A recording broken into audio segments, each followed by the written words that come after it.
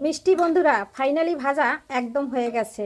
এই যে উল্টে পাল্টে একদম ভেজে নিলাম আর এদিকে নামিয়ে নিয়েছি। এই যে দেখুন, একদম নামানো হয়ে গেছে। তবে সবাই সঙ্গে থাকুন বন্ধুরা, আর সাথে থাকুন। কেমন লাগলো জানাতে কিন্তু ভুলবেন না, অবশ্যই একটা কমেন্ট করে জানিয়ে যাবেন। আর এভাবে রেসিপি তৈরি করে বাসায় খাবেন আর মানুষকে খাওয়াবেন, সে কিন্তু একদম আপনার প্রেমে পড়ে যাবে যাকে খাওয়াবেন। নমস্কার বন্ধুরা, সবাই কেমন আছেন? আমি পাপড়ি চলে আসলাম আজকে একটা ঔষধি গুণী পাতা নিয়ে। পাতাটা বলুন তো কি পাতা, চিনেন কিনা বলতে পারবেন বন্ধুরা? এই যে দেখুন কত সুন্দর তেলা কচুর পাতা। অনেকে বলে মামা কচুর পাতা, আমরা বলি মামা কলার শাক এবং তেলা কচুর পাতাও বলি। আর এটা কিন্তু ডায়াবেটিসের রোগীদের পারফেক্ট একটা খাবার।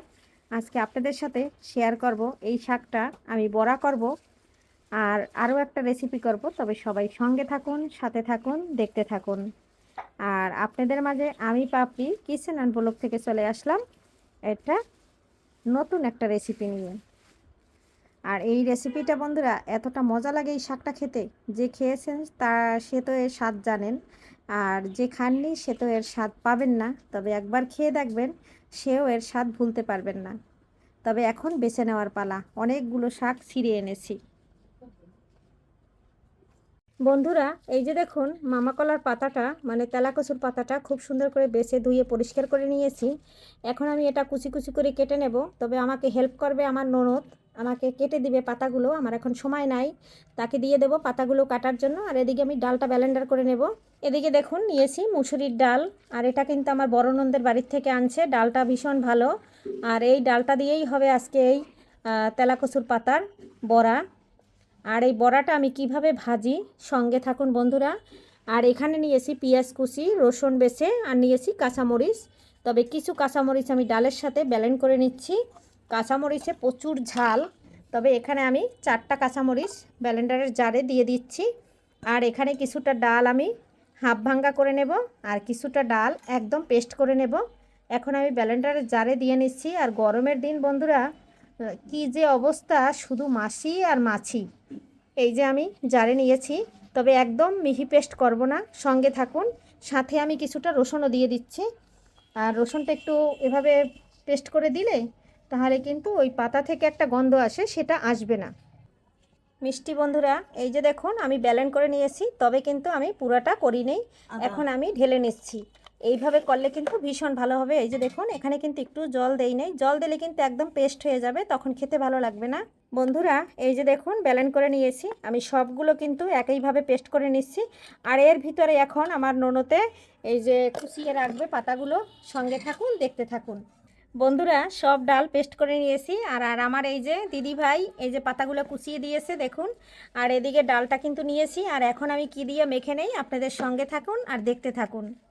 ব্লেন্ডার করে দেখুন এখানে দিয়ে দিচ্ছি হলুদ, আর দিয়ে দিচ্ছি স্বাদ অনুযায়ী লবণ। আর ওখানে ওই যে কিছু কাঁচামরিচ মানে কুচি করে দিয়েছি। আর তো সবগুলো ব্লেন্ড করে নিয়েছি, রসুনটাও ব্লেন্ড করে নিয়েছি। এখন আমি সুন্দর করে একটু মেখে নিচ্ছি। মেখে নিয়ে তারপরে এখানে পেঁয়াজটা দিয়ে দেব। আর পেঁয়াজটা তো অনেক কুচি করে নিয়েছি, এখানে বড় সাইজের 5টা পেঁয়াজ নিয়েছি। এখানে এই যে পেঁয়াজটা দিয়ে দিচ্ছি। এখন পেঁয়াজটা দিয়ে খুব সুন্দর করে মেখে নিচ্ছি।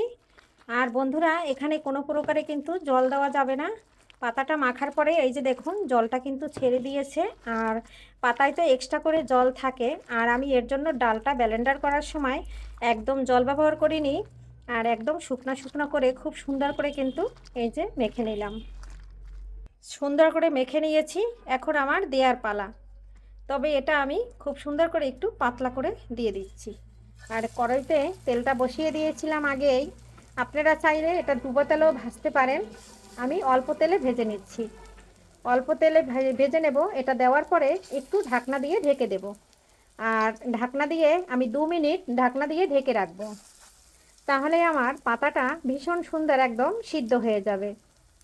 আর যেহেতু ডালটা আছে, সব কিছু একটু সিদ্ধ হওয়ার জন্য একটু ঢাকনা দিয়ে ঢেকে দেব। এই যে দেখুন অনেকগুলো দিয়ে দিয়েছি, আরও দেয়া যায় তাহলে একটু ফিরাতে সমস্যা হবে, এর জন্য আমি আর দিচ্ছি না বন্ধুরা। এদিকে আরও একটা ফ্রাই প্যান নিয়েছি, দুটো ফ্রাই প্যানে একসাথে ভেজে নিচ্ছি, তাহলে ঝটফট হয়ে যাবে। আপনাদের হাতে যদি সময় না থাকে তাহলে এভাবে কিন্তু একটা রেসিপি দুইভাবে রান্না করা যায়। আমি মাঝে মাঝে কিন্তু রেসিপিগুলো এভাবে শেয়ার করি। কোনোটায় দেখা যায় ভাজতেছি, একটায় মশলা কষাচ্ছি, আর একটায় রান্না করে নিচ্ছি। চটজলদি কিন্তু রান্নাটা হয়ে যায়। এখানেও খুব সুন্দর করে আমি সবগুলো দিয়ে দিচ্ছি। এদিকে 2 মিনিটের জন্য ঢাকনা দিয়ে ঢেকে দিয়েছিলাম। এই যে দেখুন একদম সিদ্ধ হয়ে গেছে। এখন আমি এপাশেরটা ঢাকনা দিয়ে ঢেকে দিচ্ছি। একই ঢাকনা দিয়ে দুটোই ঢেকে দিচ্ছি। এভাবে বন্ধুরা আপনারা সবাই চটজলদি, এই যে দেখুন কত সুন্দর হয়েছে, দেখতে যেরকম লোভনীয় হয়, খেতে বন্ধুরা অপূর্ব হয়।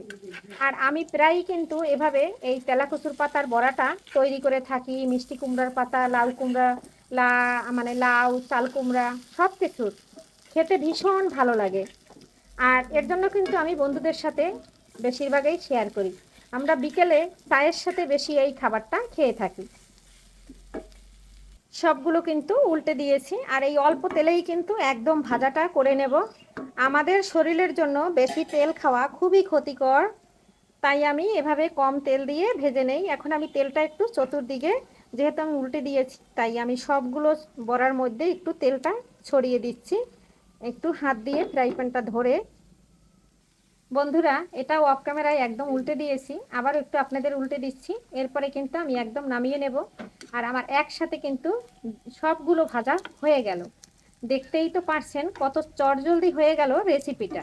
এই গরমে বেশি সময় চুলার ধারেও থাকতে হলো না, আর আমার একদম ফাইনালি হয়ে গেল। আর কালারটা কত সুন্দর লাগছে না বন্ধুরা?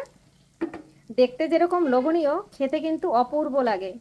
এই যে এপাশেরটাও হয়ে গেল।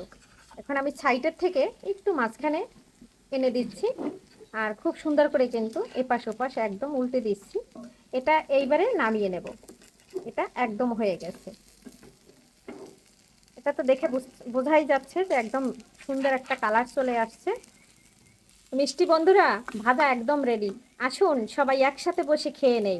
এখন নিচ্ছি নামিয়ে। আর চটজলদি হয়ে গেল দেখুন তো, অল্প তেলে মুচমুচে বড়ার রেসিপি। আর এটা কিন্তু ভীষণ মজা লাগে। একবার যাকে খাওয়াবেন সে কিন্তু এই রেসিপির প্রেমে পড়ে যাবে।